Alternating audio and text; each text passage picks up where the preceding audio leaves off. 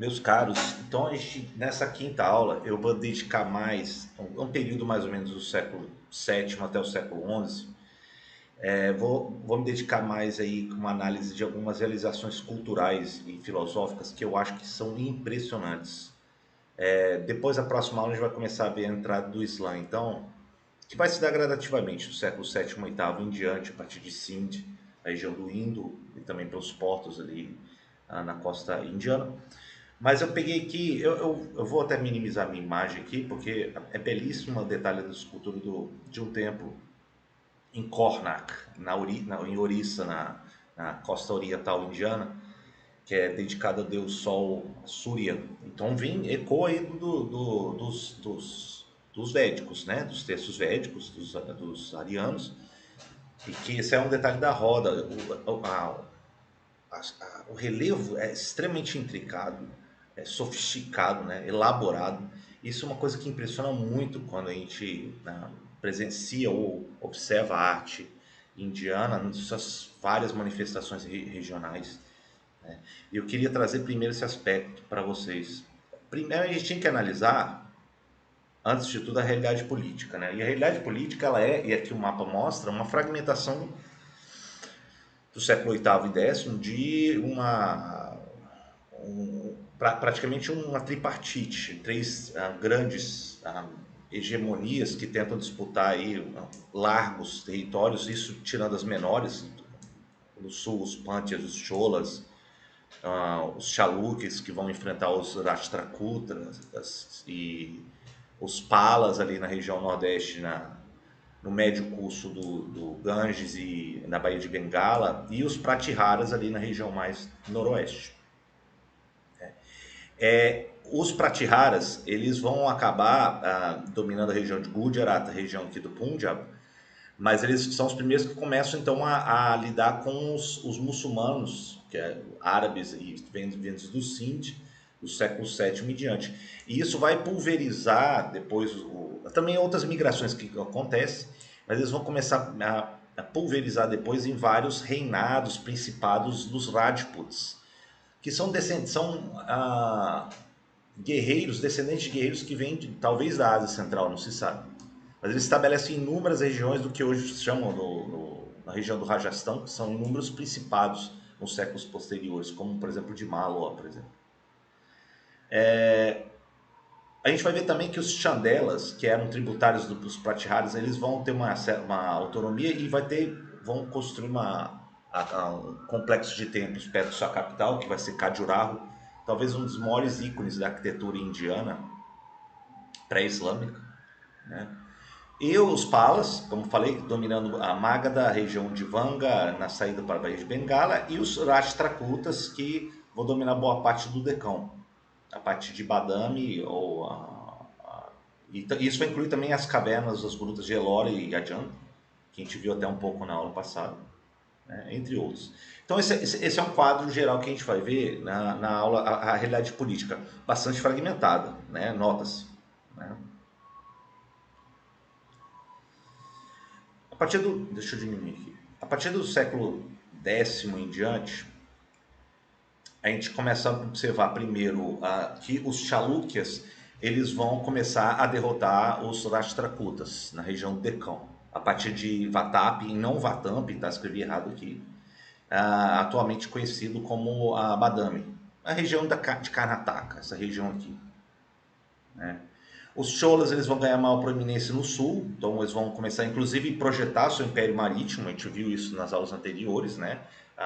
Até indo para algumas ilhas no Oceano Índico, no Sudeste Asiático, derrotando o reino de Srivijaya, em Sumatra e o Estreito de Malaca, dando enorme prosperidade ao reino Chola, né? Os Pratiharas aqui, eles vão se desfazer em inúmeros reinados dos Rajputs, tá? Tá errado aqui, os Pratiharas, né? A partir do século XI em diante, nessa região noroeste. Tá? E os Palas eles caem diante de uma dinastia nova que vai dominar essa região de Bengala, que vai ser a dinastia Senda, a partir também de meados do século XI. É interessante a gente ver isso, porque agora a gente vai começar a fazer umas observações com relação à filosofia. Filosofia e religião, porque na verdade a gente tende a achar que o hinduísmo ele sempre foi uma coisa imutável ao longo do tempo, mas ele teve várias correntes, várias transformações ao longo do tempo, por pensadores ou por questionamentos. Né? Um deles vai ser, por exemplo, o Bata, o Kumarila Bata, que vai propor numa escola chamada Mimamsa um posicionamento bastante crítico, autônomo e interpretativo dos Vedas. Né? E ele também, com isso, ele reforça uma interpretação mais rigorosa dos textos védicos e também aponta a heterodoxia do posicionamento budista. Então, os budistas começam a sofrer ataques e argumentações contra o budismo. Então, o budismo ele tende a retrair, a gente vai ver isso no final, nas terras indianas. Ele não desaparece por completo, mas ele vai para as margens, vai para o Sri Lanka, ele vai para o extremo norte, noroeste, para o planalto tibetano, para o outro lado da Baía de Bengala, para as terras jabivanesas e por assim vai. Né? E o outro vai ser Shankara, o Adi Shankara, um grande pensador que vai sistematizar, unificar todo o pensamento, praticamente principal corrente hindu daquela época. Né? A doutrina dele do Advaita, ele vai afirmar que existe uma essência divina do Brahma em cada um dos seres vivos, né? Que essa essência se chama Atma. E Atma, a gente deve buscar essa verdade, essa essência, em detrimento do que é considerado não verdadeiro, é ilusório, é temporário e é até prejudicial a essa busca da iluminação, que seria a ilusão, a Maya. Né? Então o Shankara e o Bhatta são personagens importantíssimos para o estabelecimento de um cânone de pensamento, junto com aquele movimento do Bhakti, né, da devoção, que vai começar a vir em séculos anteriores, para modificar o hinduísmo gradativamente ao longo do século X, nono, oitavo, décimo e em diante. Né? Agora eu queria me concentrar mais na questão da arquitetura. Esse aqui é em Karnataka, no complexo de Patadakala, perto da capital dos Chalukyas, ali perto de Badami. E é interessante porque aqui você tem elementos que fundem a arquitetura, como por exemplo essa torre Vimana, ela apresenta características da arquitetura dravidiana do sul e também coisas do norte. As do sul, elas estão presentes, por exemplo, alguns corredores que serviam para circunambulação do peregrino, que é chamado parikrama. A gente viu isso também nas aulas anteriores, um certo sentido que os peregrinos poderiam andar, rodear o santuário mais interior, né? O santuário, o Sancto Sancto, né? Os recintos mais sagrados, que geralmente guardariam uma imagem, a mutri de uma divindade. Então, essas grutas de pilares, a gente vai ver isso também nas cavernas de Ellora e outros templos, serve para apontar o caminho dos peregrinos para circunambular em torno da imagem de imagem divina, que refere-se à questão divina. Esses corredores, eu até peguei aqui, esses são os chamados de mandapa. Né? Voltando aqui. Então, esse é um dos exemplos, esse complexo de Padadakala, e tem inúmeras imagens. Além disso, existe muitos templos também de jainistas, imagens de outras religiões. Isso significa que é puramente Vishnu, Shiva, dessa região. Existiam outras manifestações, tá? É enorme esse complexo. É perto de Badami, ex-Badami, né? Em Karnataka. Outros que a gente viu anterior, do século IX, vinha das grutas de Ellora. Nesse caso aí, é muito intrigado. Esculpiram na pedra, na rocha, o templo de Kailasha, que é a moradia mítica de onde veio Vishnu e Parvati. Né? Isso na época da dinastia dos Rashtrakutas, ali na região do Decão, antes da queda deles diante dos Chalukyas. Essas regiões ficam no Maharashtra, mais acima de Karnataka atual. Extremamente elaboradas, são inúmeras grutas e cavernas na região de Ellora. Na costa oriental, na região de Orissa, temos em Puri o enorme templo de Jagannath. E Jagannath, ele parece, não se sabe, ele é muito cultuado na costa nordeste e oriental da Índia. E ele é uma divindade que pode ter sido uma fusão de elementos do Shiva, de Vishnu, de divindades anteriores, de manifestações do Bhakti, né? Que ele é muito representado, Jagannath, como um ser com enormes olhos com a língua para fora. É muito comum isso, principalmente nas regiões nordeste, nordeste oriental da Índia. Né? E esse templo é enorme. As celebrações de Jagannath em Puri é uma coisa impressionante. Né? E a escala dele. E aí você já tem uma arquitetura mais ligada à herança dos Kalingas, né? Aquele reino anterior que a Ashoka combate e diz que depois se arrependeu e se convertido ao budismo. A Vimana aqui presente também, né? Você percebe aqui essa torre se projetando na forma de um cone.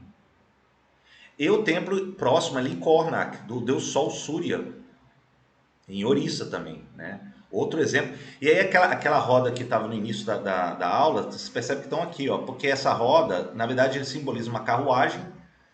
Isso nos textos védicos, tá?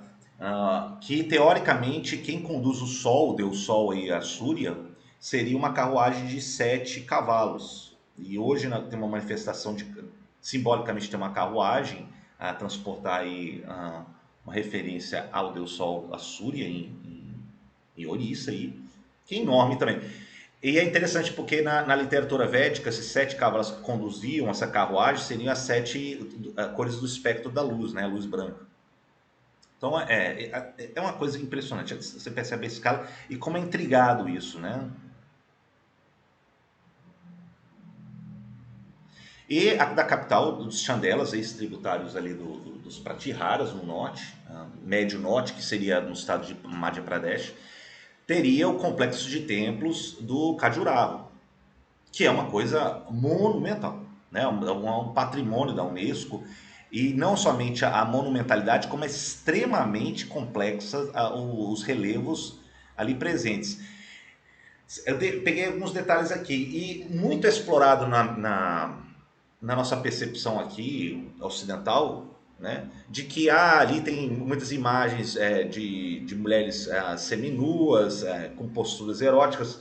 Isso aí é reflexo de alguns textos tântricos que alguns regentes ali da dinastia Chandela que buscaram expressar, que é a busca também não somente do, do Kama Shastra, né, dos textos com relação ao prazer mundano, e isso não é só sexo, né? A nossa mentalidade ocidental só se concentra na questão sexo, mas esse conjunto de obras, elas na verdade querem apontar a satisfação, o belo em todos os aspectos da vida, do olhar, da comida, da música. E um desses aspectos é a questão do sexo. Mas nossa percepção ocidental só ficou se concentrando apenas no Kama Sutra, que ficou famoso, desses textos tântricos. E uma pequena parte desse grande conjunto de relevos lindos que tem ali na região de Khajuraho, algumas delas remetem a menos de 10% com relação às cenas do Kama Sutra. Mas boa parte não tem absolutamente nada a ver com erotismo. Dentro você não tem nenhuma imagem de pessoas seminuas, né? É extremamente comportado, posturas já muito mais conservadoras, por ser um templo sagrado, né? A Shiva, a Vishnu e várias manifestações também hindus da região. E é impressionante porque é extremamente elaborado, né? Os relevos eles adornam profusamente todo o conjunto de templos de Khajuraho. Então isso aí na verdade é um monumento do ofício, da habilidade, da arte hindu, a arte indiana que vai começar isso se manifesta em várias maneiras ao longo dos séculos, né? Depois a gente vai ver como é que uma arte indo-islâmica vai começando a se assentar, trazendo a questão da abstração da arte islâmica, em parte, mas também incorporando essa extrema habilidade, manifestação material de relevos, trabalhar no arenito, por exemplo, dos artesãos hindus, como vai ser manifestado no minarete do Qutub Minar, em Delhi, né? Então é muito interessante a gente reter esses elementos para depois analisarmos como é que vai surgir uma arte indo-islâmica a partir do século X, do século XI em diante, que vai começar a estar presente em todas as regiões indianas, né? Eu acho que Khajuraho seria um exemplo a nos reter essa extrema habilidade, né, complexidade de artística de trabalhar o relevo. Eu tenho só mais essa última imagem que eu queria analisar com vocês, que é o declínio do budismo a partir do século XII. E o budismo ele decai por inúmeros fatores, né? Primeiro tem a questão do desgaste de comunidades cada vez mais marginalizadas, não apoiadas pelos principais regentes, né? Segundo, tem uma nova leva de revigorar o pensamento hindu, como Shankara. Outros estudiosos sábios hindus, eles começam a apontar a demasiada heterodoxia dos budistas, um desvio inaceitável de um cânone da filosofia hindu, né? Os regentes no aspecto político, os regentes buscando o apoio de uma classe muito mais influente, que são os brahmanes. Então eles ganham uma proeminência maior, tanto em Chandela, entre os Rashtrakutas, entre os Pallavas, entre os Cholas, né? E por assim vai. Isso é importantíssimo. Isso faz com que os budistas sejam cada vez mais empurrados para as margens, ou até mesmo sendo perseguidos, né? Então, apesar do budismo ter surgido na região de Bihar, por exemplo, na época do príncipe Siddhartha, por ela também acompanhar as rotas terrestres, comércio e também nas rotas marítimas, ela acaba indo para outros lugares além das terras indianas. Ou até mesmo em terras indianas atuais, mas regiões bem mais marginais, né, no contexto da Índia. Então a gente tem aí um produto do declínio do budismo a partir do século XII por série de fatores, né? A gente tem, por exemplo, a fragmentação do poderio depois dos Guptas, que tinham apoiado, junto com os Kuchanas, com o reino de Bactria, né? Depois você tem um declínio disso e isso vai prejudicar a quantidade de doações e patrocínios que esses regentes anteriores davam para as instituições budistas e favorecendo cada vez mais a classe sacerdotal hindu dos brahmanes. Segundo, você tem uma invasão de inúmeros povos além das fronteiras indianas, principalmente no norte e noroeste, os heftalitas, os povos túrquicos, mongóis, depois os árabes e persas, que não aceitam, não adotam o budismo, né? Os túrquicos, mongóis, árabes, persas, depois eles cedo se convertem ao Islã, e o Islã ele também começa a apontar a heresia do budismo, né? Isso é uma coisa que também vai trabalhar. Eu peguei até um caso aqui famoso de um comandante muçulmano, que vai ser o Bakhtiar Khaldi, aí na figura, em 1193. Por exemplo, ele destrói a Universidade de Nalanda, um dos maiores centros de ensino budista no final do século XII. Assim como em Vikramasila e em outras regiões que tinha centros de estudos muito antigos do budismo, e isso é destruído. Não é porque são muçulmanos, já estavam no processo de decadência, e esse novo fervor desses novos povos, como por exemplo o Khaldi, que vinha de nações túrquicas, ele leva esse fervor islamizado para as regiões onde ele vai conquistando, inclusive em Nalanda já na direção norte para a direção nordeste indiana, ao longo do Ganges, né? E também a competição com o hinduísmo e com o Islã também vai enfraquecer cada vez mais os budistas, né? Nas regiões do norte, como em Bengala, regiões do norte e noroeste. Então tudo isso vai resultar numa gradativa marginalização e diminuição do budismo nas terras budistas, nas terras indianas, né?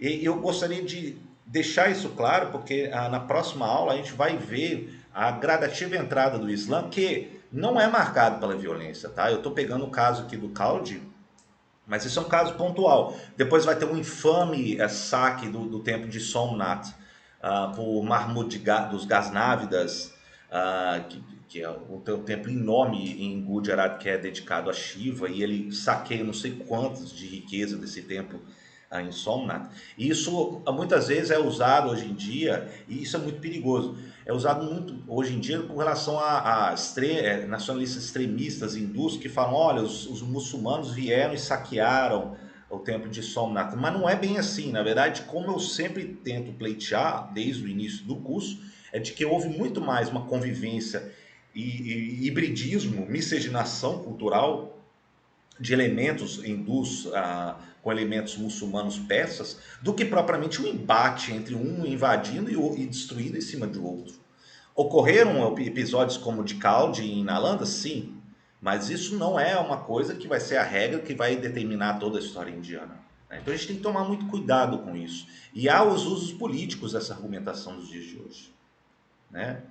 Mas eu vou parar por aqui, eu vou indo com calma porque são muitos detalhes, eu queria mais apresentar questões doutrinárias, filosóficas e artísticas para vocês, e também a fragmentação política, o que na fragmentação enseja uma competitividade, uma busca para um superar, apresentar o outro em termos artísticos e arquitetônicos, o que vai deixar para a história indiana uma quantidade de monumentos absolutamente lindos e fantásticos, como a gente viu alguns deles aqui nessa aula de hoje.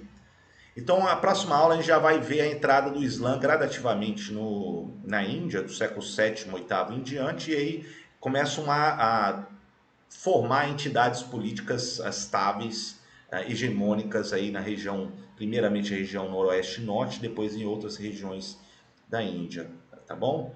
Então, até mais ver.